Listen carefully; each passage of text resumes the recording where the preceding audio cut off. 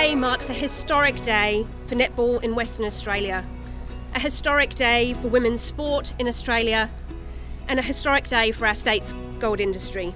I'm delighted to announce that the Gold Industry Group is committing to a record $5 million to netball in Western Australia over the course of the next 3 years. This investment is the largest in women's sport in Western Australia, the largest in Netball WA's 95-year history, which will underpin the development of netball from grassroots level in this state right through to the elite West Coast Fever squad.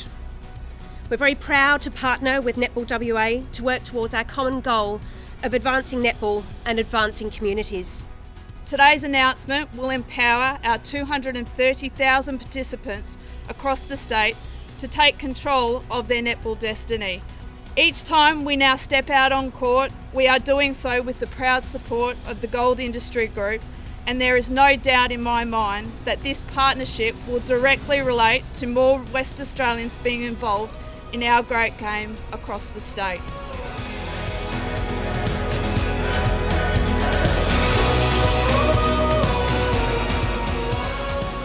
Well, from Saracen's perspective, it's our biggest investment in this type of arena, and it's a natural progression for us. We invested in Shooting Stars in Leonora with Santa Barbara and some of our key contractors recently, and just seeing the pride our staff have in that and the difference it's making at the Leonora District High School already, it was an obvious thing for us to do, an important part of us giving back to the communities we're involved in. For Ramelius, it demonstrates our commitment to the community in a way that promotes our industry in general.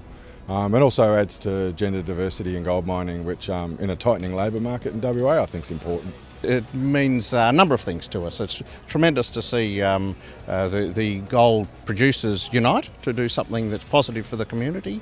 And what I'm particularly excited about is the reach that that netball has throughout the state. We operate right across Western Australia, out in remote communities, so absolutely delighted to see in particular the opportunities for the Indigenous participation. It's a very unique partnership. I can't think of any other industry groupings that have any sort of sponsorship such as this, especially with an organisation like Netball WA that ticks so many boxes from a diversity point of view, from an inclusion point of view. So it's not only about gender, it's also about people with disabilities,